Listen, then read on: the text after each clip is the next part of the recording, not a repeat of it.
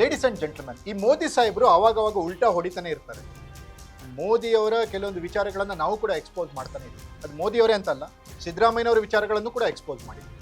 ಪಕ್ಷಾತೀತವಾಗಿ ವರದಿಗಳನ್ನು ಮಾಡೋದು ನಮ್ಮ ಹಿರಿಮೆ ಮತ್ತು ಗರಿಮೆ ನಾವು ಉಳಿಸ್ಕೊಂಡು ಬಂದಿರುವಂಥ ಸ್ವಾತಂತ್ರ್ಯ, ಅದು ಫೋಕಸ್ ಟಿವಿ ಸ್ಟ್ರೆಂತ್. ಈಗ ಮೋದಿ ಎಕ್ಸ್ಪೋಸ್ ನಾರಿ ಶಕ್ತಿಯ ಬಗ್ಗೆ ಮೊನ್ನೆ ಗಂಟೆಗಟ್ಟಲೆ ಮಾತಾಡಿದ್ರಲ್ಲ, ವಿಡಿಯೋ 8:30 ಲೈವಲ್ಲಿ ಬಂದು ಅವ್ರು ಹೇಳೋದೇನು, ಅವ್ರು ಮಾಡೋದೇನು, ಅವ್ರು ಮಾಡಿದ್ದೇನು, ನಾರಿ ಶಕ್ತಿಯ ಬಗ್ಗೆ ಮೋದಿಯವರ ಕಾರ್ಯಶೈಲಿ ಮತ್ತು ಅವರ ಬದ್ಧತೆ, ಅವರ ದಕ್ಷತೆಯನ್ನು ಪ್ರಶ್ನೆ ಮಾಡುವಂತಹ ಮೋದಿ ಎಕ್ಸ್ಪೋಸ್ಡ್. ಈ ಕುರಿತ ಅಪ್ಡೇಟ್ಸನ್ನು ನಾನು ಕೊಡ್ತೀನಿ. ನೆಲ ಜಲ ಭಾಷೆಗಾಗಿ ಪ್ರಾಮಾಣಿಕ ಪತ್ರಿಕೋದ್ಯಮ, ನಾನು ಹೇಮಂತ್.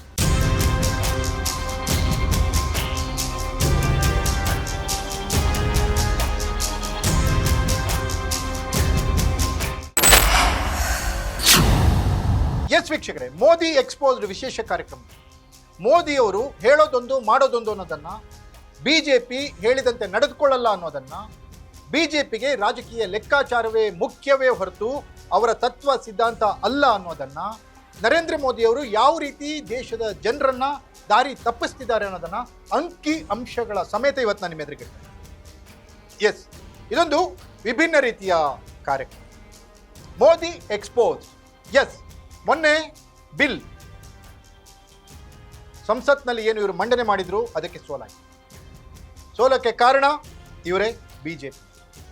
ಸೋಲ್ತೀವಿ ಅಂತ ಗೊತ್ತಿದ್ರು ಕೂಡ ಬಿಲ್ ಅನ್ನು ತಂದಿದ್ದು ಇವರೇ.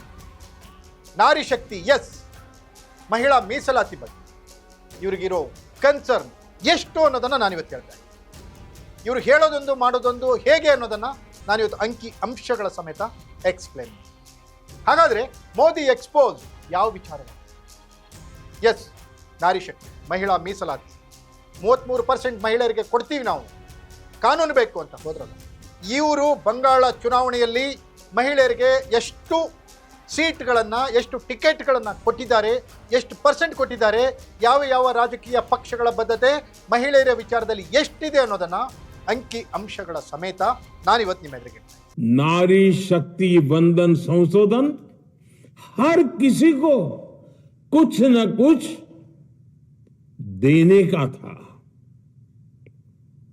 देने के लिए संशोधन का था. ये 40 साल से लटके हुए नारी के हक को 2029 के अगले लोकसभा चुनाव से उसका हक देने का संशोधन था.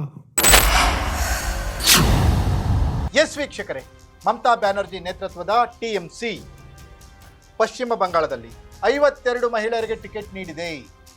ಹಾಗೆಯೇ ಸಿಪಿಐಎಂ 34 ಮಹಿಳೆಯರಿಗೆ ಟಿಕೆಟ್ ಅನ್ನು ನೀಡಿದೆ. ಕಾಂಗ್ರೆಸ್ 35 ಮಹಿಳೆಯರಿಗೆ ವೆಸ್ಟ್ ಬೆಂಗಾಲ್ನಲ್ಲಿ ಟಿಕೆಟ್ ಕೊಟ್ಟಿದೆ. ಅದೇ ರೀತಿ ಬಿಜೆಪಿ ಕೇವಲ 33 ಮಹಿಳೆಯರಿಗೆ ಟಿಕೆಟ್. ಈ ಎಲ್ಲ ಪಕ್ಷಗಳಿಗಿಂತ ಕಡಿಮೆ ಟಿಕೆಟ್ ಕೊಟ್ಟಿದ್ದು ಬಿಜೆಪಿ ವೆಸ್ಟ್ ಬೆಂಗಾಲ್. ಇದು ಮಹಿಳಾ ಮೀಸಲಾತಿ ಪರವಾಗಿ ಬಿಜೆಪಿಯ ಕಾರ್ಯಶೈಲಿ. ಓಕೆ, ಮಹಿಳೆಯರ ಬಗ್ಗೆ ಅಷ್ಟು ಇವರಿಗೆ ಕನ್ಸರ್ನ್ ಇದೆಯಲ್ಲ, ಮಾತಾಡಿದ್ರಲ್ಲ ಸಾಹೇಬ್ರು ಮೊನ್ನೆ ಲೈವಲ್ಲಿ ಬಂದು, ಯಾಕೆ 33% ಮಹಿಳೆಯರಿಗೆ ಟಿಕೆಟನ್ನು ಘೋಷಿಸಲಿಲ್ಲ, ಯಾಕೆ ಅವ್ರನ್ನ ಗೆಲ್ಲಿಸ್ಕೊಂಡು ಬರೋ ಥರ ಪ್ರಯತ್ನ ಪಡ್ತಾ ಇಲ್ಲ, ಟಿಕೆಟೇ ಕೊಟ್ಟಿಲ್ಲ ಅಂದರೆ ಇವರ ಬದ್ಧತೆ ಏನು? ಹಾಗಾದರೆ ಬಿಲ್ ಬಂದ ಮೇಲೆ, ಕಾನೂನು ಬಂದ ಮೇಲೆ ಇವರು ಫಾಲೋ ಮಾಡ್ತಾರ? ಹಾಗಾಗಿ ಮೋದಿ ಎಕ್ಸ್ಪೋಸ್. ಮೋದಿಯವರು ಹೇಳೋದೊಂದು ಮಾಡೋದೊಂದು. ಮೋದಿಯವರು ಲೈವಲ್ಲಿ ಬಂದು ಮಾತಾಡಿರೋ ವಿಚಾರಕ್ಕೂ, ಅವರು ವೆಸ್ಟ್ ಬೆಂಗಾಲ್ನಲ್ಲಿ, ಪಶ್ಚಿಮ ಬಂಗಾಳದಲ್ಲಿ ಟಿಕೆಟ್ ಹಂಚಿಕೆ ಮಾಡಿರೋದಕ್ಕೂ ಮಹಿಳೆಯರಿಗೆ ಒಂದಕ್ಕೊಂದು ಸಂಬಂಧವೇ ಇಲ್ಲ, ಅಜಗಜಾಂತರ ವ್ಯತ್ಯಾಸ. ಹಾಗಾಗಿ ಇವರನ್ನ ರಾಜಕಾರಣಿಗಳನ್ನು ನಂಬಿಕೊಂಡು ಮಹಿಳೆಯರು ಮಹಿಳಾ ಸುರಕ್ಷತೆ ಬಗ್ಗೆ, ಮಹಿಳೆಯರ ಸ್ಥಾನಮಾನದ ಬಗ್ಗೆ, ಮಹಿಳಾ ಸಮಾನತೆಯ ಬಗ್ಗೆ ಕನಸು ಕಾಣಲಿಕ್ಕೆ ಆಗುತ್ತೆ. ಎಲ್ಲ ರಾಜಕಾರಣಿಗಳು ಅಷ್ಟೇ, ಅದಕ್ಕೆ ನರೇಂದ್ರ ಮೋದಿಯವರು ಕೂಡ ಹೊರತಲ್ಲ ಅನ್ನೋದು ಮಾತ್ರ ಈ ಕಾರ್ಯಕ್ರಮದ ಉದ್ದೇಶ. ಬಿಜೆಪಿ, ನರೇಂದ್ರ ಮೋದಿಯವರು, ಅಮಿತ್ ಶಾ ಏನು ಹೇಳ್ತಾರೆ ಹಂಗೆ ಮಾಡಲ್ಲ ಅನ್ನೋದಕ್ಕೆ ಒಂದು ಎಕ್ಸಾಂಪಲ್. ಮಹಿಳಾ ಮೀಸಲಾತಿಯ ಬಿಲ್ ಬಿದ್ದ ಮೇಲೆ ಮೋದಿಯವರು, ಅಮಿತ್ ಶಾ ಅವರು, ಹಾಗೆ ಎಲ್ಲ ರಾಜ್ಯದ ಪದಾಧಿಕಾರಿಗಳು ಏನೇನು ಮಾತಾಡ್ತಿದಾರಲ್ಲ, ಆ ಮಾತಿಗೂ ಅವರ ಕೃತಿಗೂ ಸಂಬಂಧ ಇಲ್ಲ ಅನ್ನೋದಕ್ಕೆ ಎಕ್ಸಾಂಪಲ್. ಅವರಿಗೆ ಬೇಕಾಗಿದ್ದು ಡಿಲಿಮಿಟೇಷನ್, ಕ್ಷೇತ್ರ ಪುನರ್ವಿಂಗಡಣೆಯ ಕೆಲಸವೇ ಹೊರತು ಮಹಿಳಾ ಮೀಸಲಾತಿ ಬಗ್ಗೆ ಅಲ್ಲ ಅನ್ನೋದಕ್ಕೆ ಎಕ್ಸಾಂಪಲ್ ಇದೆ. सदन में पूरे देश के सामने भ्रूण हत्या कर दी है, भ्रूण हत्या कर दी है। ये Congress, TMC, Samajwadi party, DMK जैसे दल इस भ्रूण हत्या के गुनहगार हैं। ये देश के संविधान के अपराधी हैं। ये देश की नारी शक्ति के अपराधी हैं। ಇದಾಗಿತ್ತು ಮೋದಿ ಎಕ್ಸ್ಪೋಸ್ಡ್ ವಿಶೇಷ ಸ್ಟೋರಿ. ನೆಲ ಜಲ ಭಾಷೆಗಾಗಿ ನೋಡ್ತಾ ಇರಿ ಫೋಕಸ್.